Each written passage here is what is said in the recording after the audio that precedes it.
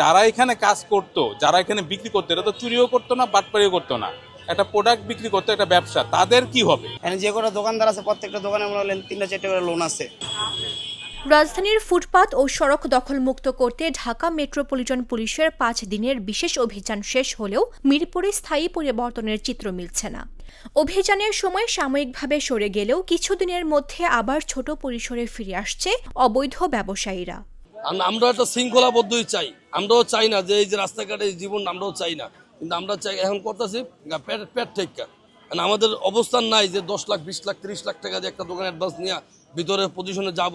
আর এত দেশে 4 কোটি মনে করেন হকার আছে, 4 কোটি হকার এত দোকান পাইবো, এত ব্যবসা বাণিজ্য কই দিব? Lily ultra soft serum gel, যা গভীর থেকে স্কিনে দেয় 3 গুণ সিরাম হাইড্রেশন। সিরাম জেল হাইড্রেশনে ব্রাইট থাকো সব সিজনে।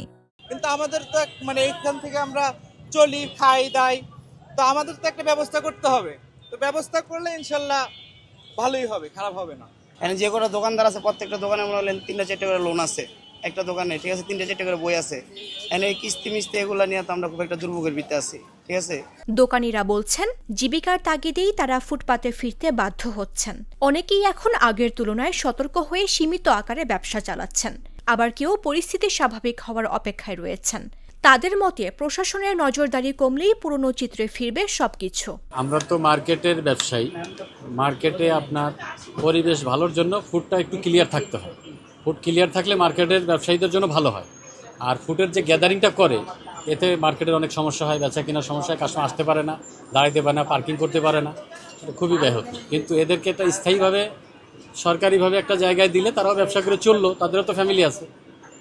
মার্কেটের জন্য মার্কেটের ব্যবসায়ীদেরও ভালো, সমস্যা হলো না। অন্যদিকে ভুক্তভোগী সাধারণ পথচারীরা বলছেন, অভিযানে সাময়িক স্বস্তি মিললেও তা দীর্ঘস্থায়ী হচ্ছে না।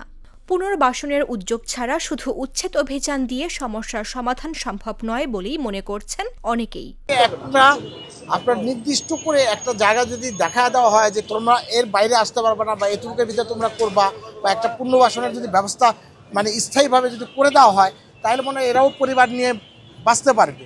মনিটরিং বা সুপারভাইজ করে এই যদি বলবৎ রাখা যায় তাহলে জনগণের সুবিধা হবে, এবং এদের সাথে সাথে এদেরকে পুনর্বাসন এরা আগেও করা হয়েছে, হকার্স মার্কেট হয়েছে, কিন্তু আবার নতুন করে হচ্ছে না। এখন আমাদের জন্য খুবই সেফ, বাচ্চাদের নিয়ে একদম হাঁটা যাইতো না, এদিক দিয়ে ফুটপাথে দেখা যেত, এদিকে দোকানপাট ছিল, আমরা হাঁটতে পারতাম না বাচ্চাদেরকে নিয়ে। এখন পরিবেশটা খুবই সুন্দর, আমরা এটা প্রত্যাশা করি যে ফুটপাতে যাতে দোকানপাট আবার না বসে। যারা এখানে কাজ করতো, যারা এখানে বিক্রি করতো, এটা তো চুরিও করতো না, বাটপাড়িও করতো না, একটা প্রোডাক্ট বিক্রি করতো, একটা ব্যবসা, তাদের কি হবে? তাদেরও তো একটা এস্টাবলিশমেন্টের দরকার আছে, কারণ তাদের উপরে তার মা বোন ভাইরা অপেক্ষা করতেছে, তাদের তো একটা সমাধান করতে হবে। আজকে আপনার হাতে আঙ্গুলে ঘা হলো, আঙ্গুর কেটে ফেললেন, এটা সমাধান না, আঙ্গুলটাও ঠিক রাখতে হবে, ঘাটাও সারাতে হবে।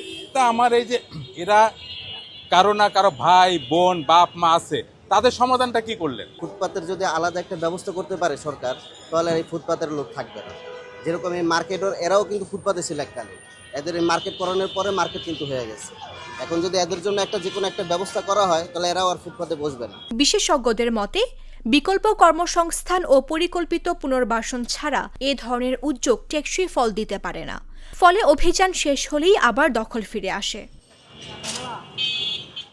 ডিএমপির এই অভিযান তাৎক্ষণিকভাবে কিছুটা স্বস্তি আনলেও দীর্ঘমেয়াদে কাঙ্ক্ষিত পরিবর্তন আনতে পারেনি। কার্যকর পরিকল্পনা, কঠোর নজরদারি এবং পুনর্বাসন নিশ্চিত না হলে রাজধানীর ফুটপাত দখলমুক্ত রাখা বড় চ্যালেঞ্জ হয়েই থাকবে। নিউজ ডেস্ক, জাগো নিউজ।